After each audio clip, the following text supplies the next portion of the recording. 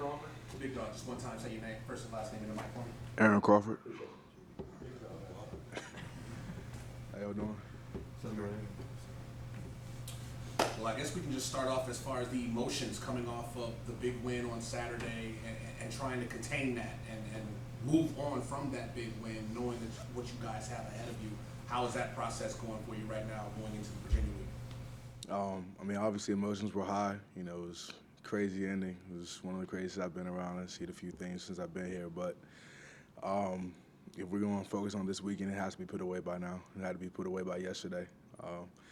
This is a team coming in that doesn't care about the last one. So for us to hold on to that one, and that'd be foolish of us. A little extra motivation as a Virginia native with this game? A little bit. I got a few close friends on the team, and they talk to me quite a bit, especially about this game every single year. So, yeah, I got to get after it. What was your role on the final play that Chaz intercepted? Was there anything you were particularly looking to do, just kind of disrupt? Make sure if they wanted to run that they can. But, yeah. What was your thought when you saw Chaz intercepted, the motions, that kind of stuff? Well, no thinking. It was just running. Everybody started flying around. I didn't know what to do. It's a vibe around the program right now with you guys going into November with so much to play for as opposed to the last couple of years when things were kind of spiraling in the wrong direction. Yeah, I think I said a little earlier this year, it's great to be at UNC right now, and we have to just keep trucking, for us to be able to continue to do what we have to do. It's got to take it by week. You can't look at the big picture quite right now. Know that it's there, know that we're working towards it, but right now we got to focus on UVA. Sort of primetime kickoff and first place and all that. Has there been a more anticipated game for you guys since your freshman year? Sure, I can't really go through them all in my head right now, but they're all important. This is bigger than, Coastal is bigger than, the everything like that is a huge step for us for getting bowl eligible, which we haven't done. There's guys on this team who haven't gone to a bowl game, and I feel like it's responsibility on the guys who have to get them back there. So, things like that. Just we got to keep rolling. Do you feel the weight of a prime time, big time game against two teams that are in first place in Coastal? Do you feel that walking on campus in practice? Is that a noticeable feeling? I wouldn't say that. Tensions are high just because we know what we have to do to get done. But if you keep that waiting on you, then life's hard. So, and football is not hard; we make it hard. To compare the feeling from last year when you guys only had 2 wins to this year going into the final month of the regular season, and you guys have so much on the line, so much to play for. But compare the vibe of the locker room this year to what you guys had to go through last year, and how it's maybe helped you get to this point where you're at right now. Well, last year, guys always tried to be in good spirits, regardless of what happened. We came out last year, we fought every single week. It was never easy out, regardless of what the record may have portrayed. But this year, definitely, guys are just happy to be here, happy to go to work. And you can see it shows up on field. You've got a couple of key false starts here today. It's been loud in this stadium this year, much more in the last couple of years. How much do you think that may have been a factor with a couple of those false starts, and how much can a louder stadium help you guys on defense? For one, the fans have been phenomenal. They definitely have an impact on the game more than they could ever know. And we've been having O-lines coming in here and false starting every single game this year. Really, as a D-line, we take pride in that. We see them jump, and whether that's because they can't hear or they're worried about what they need to do, we feel as if they're just rushing, and they're not relaxed and not poised to get whatever they need to done. So it's definitely a good feeling to be able to see that, and I'm glad the fans are happy to be here, just as happy as we are to be playing for them. So I know this week's a sellout, and we got one more after that. So if they keep showing up, we'll keep balling for them. How fun has it been as a senior to have these environments, third game, fourth game coming up, that you haven't had in the last 2 years?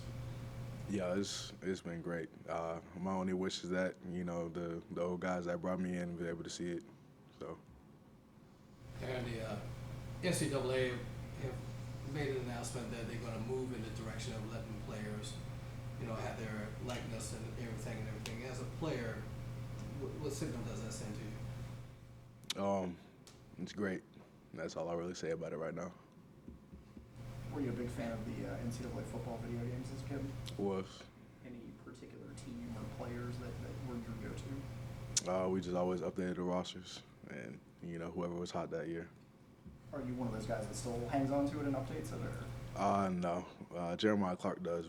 Whenever I hang out with him, we still go at it.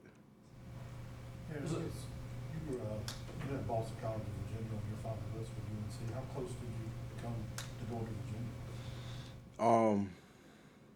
Once I got here, for my second visit, it wasn't close.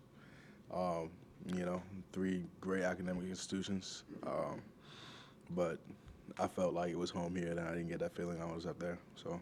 Did you spend much time in Charlottesville growing up? I mean, I guess you're about 100 miles away. I did. We actually played our state championship game in 2012, 2013, something like that over there. We lost, so maybe that played a factor. It was a game or two ago. You had to play like every snap of the game, I think. Are you ready to get your track shoes on to chase down the Virginia quarterback for 80 snaps? I'll do whatever I need to do. What's the scouting report on Virginia's offense? All these teams, anybody can win this division. Everybody's kind of like been inconsistent so far this year. But what about Virginia makes them different from the rest? Quarterback is their difference maker. He's their X factor. He's good with the ball in his hands. He can take it and run. Decent throwing. They have some dynamic receivers on the outside. They usually throw a lot of formations at you, which, if your eyes aren't in the right place, then you can get caught up. So it's really just everybody focusing on the fundamentals, not getting too scatterbrained about what's going on around you, because they're going to try to throw everything at us. Perkins got hurt in the Louisville game. Of course, he came back. When you have that factor, do y'all have to prepare for the backup as well? We prepare for the best players who will be out there, and whoever is going to step up behind them, we just attack them on the fly. Not everything's going to be perfect on game day. We always get some new wrinkle, some new fold, some new player who might have to step up, just like we've had in the past here on both sides of the ball. So, we prepare for the best, and then, whoever is there after that, we got to attack them the same way. From your position, what makes a quarterback like Bryce Perkins so hard when he makes me plays outside the pocket and be creative back there? We have to be very disciplined on our kind of rush lanes when we're rushing to get after the passer. Kind of keeping all vision on. We're limited a little bit more in the moves that we can do and the twists and the stunts and things like that, just because, he sees a seam and he'll be able to get out. But other than that, I feel like we did a good job this last week, keeping a running quarterback contained. So, it'll be another test, but we're ready for it. Aaron, you mentioned some of the guys on Virginia's team in college. Who do you know? What's been the recent contact with them? Chuck Davis and Chris Moore, 2 of my good friends. We grew up together. We played Little League ball. They went to my rival high school, and then they both ended up at UVA, and I ended up here. So, for the first couple years, I was able to talk my share, and the last couple years I've been silent, and I let them have their fun. So. But, it's, at the end of the day, they're family, and, there's no hard feelings, but I'm ready to be able to start talking back to them again.